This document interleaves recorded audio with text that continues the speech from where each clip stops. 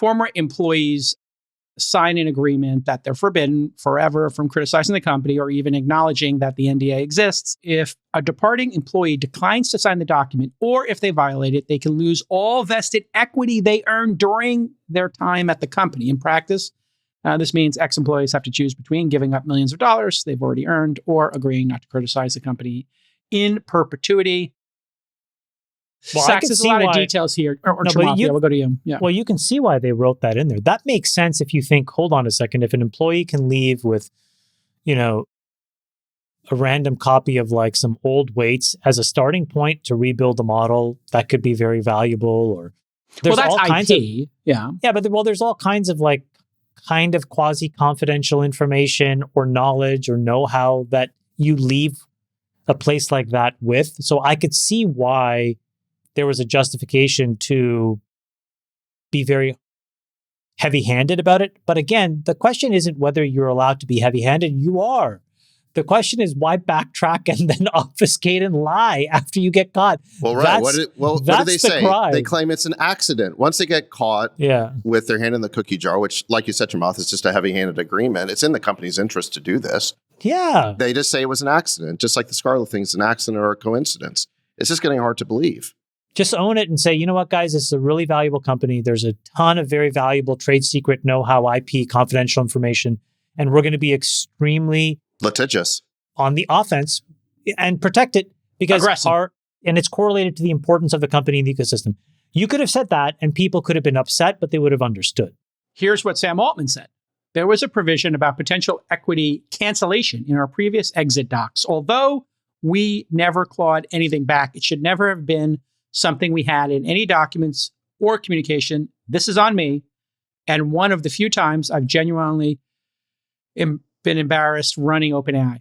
I did not know this was happening, and I should have. If any former employee who signed one of these old agreements is worried about it, they can contact me and we'll fix that too. Very sorry about this. So he's very, very sorry.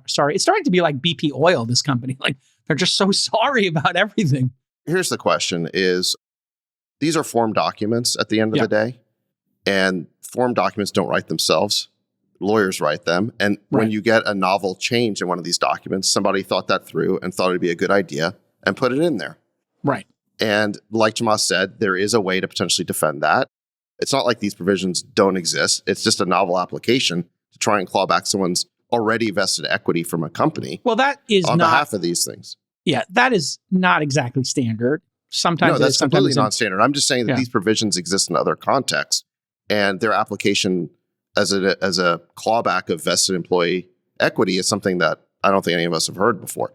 So, I haven't. Yeah, exactly. So my point is just, this didn't happen as an accident. Somebody made a strategic business decision to do this because they thought it'd be in the company's interest. Yeah. So just in layman's terms, the clawback means you had $10 million in equity.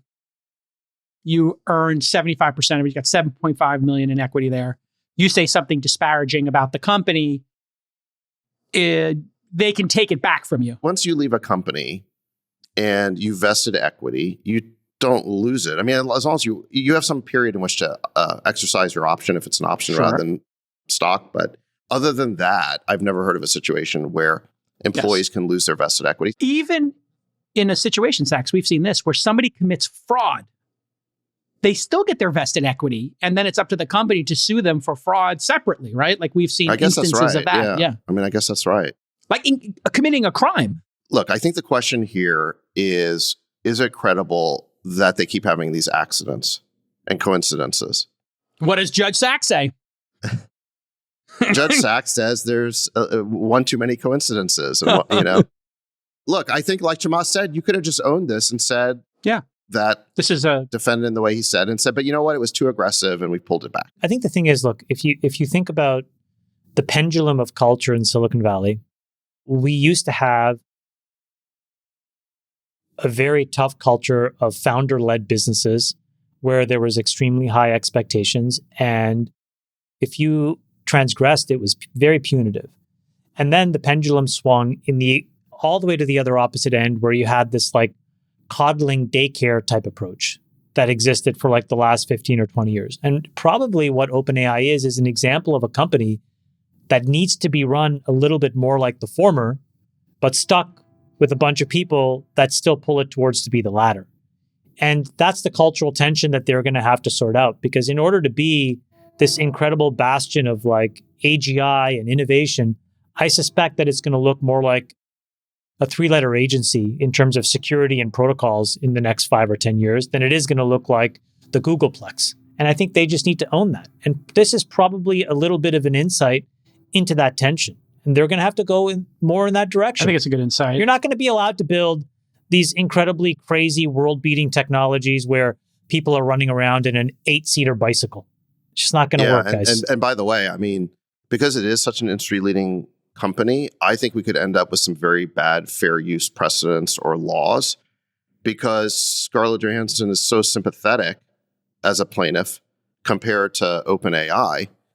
And it's, unless they show us some discovery that proves that they really did hire the voice actor and all the rest of it, I mean, this could lead to some very bad precedents for the industry around fair use.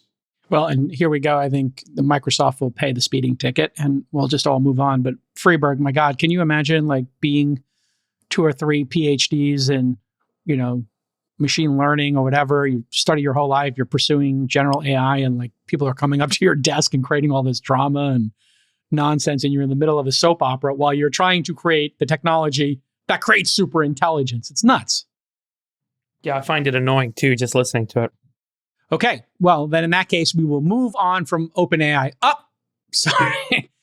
There's one more drama going on. It's not just drama. I mean, there's now a lawsuit. I think it's a very interesting case. The fair use case is interesting, for sure. I think it's a legitimately interesting case that's going to, if it goes all the way, if it goes the distance, it's going to create some really interesting precedents. Well, I mean, I'm not saying we have all the facts yet, but yeah, what happens in these content cases is they get settled almost every single time. So the case law doesn't get codified; they just get settled out of court. If you go look at all the fair use cases, they almost never go to the mat, and so this one will just be settled. It'll just be a question. I think the interesting part of the other story is that the reason all this stuff came out about the equity clawbacks was because the safety team quit and it got leaked during that process. All right, so this is the third dramatic story of the week that will and go I think on. That one I think begs a little bit more of a all right, so let me tee that up for you then.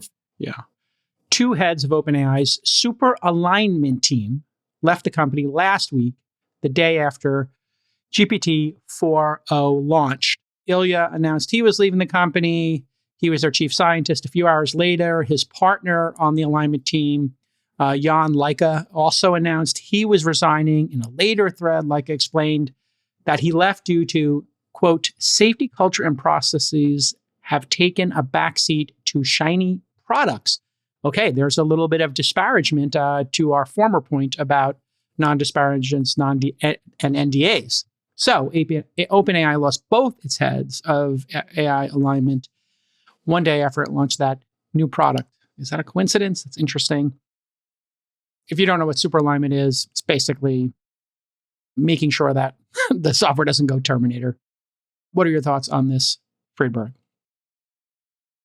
I don't know. I mean, it could be some bad bureaucracy, bad politicking, not being listened to. But I think the real interesting question is who's going to ask these guys what's really going on from a technology perspective, and what is that going to reveal? Because these guys clearly are on the frontier of model development and the performance of models. And so my guess is there are certain regulatory people who are going to have interest in the fact that this team just left. They're going to make a phone call. They're going to ask this team to come in and have a conversation. And they're going to start to ask a lot of questions about what the state of technology is over there.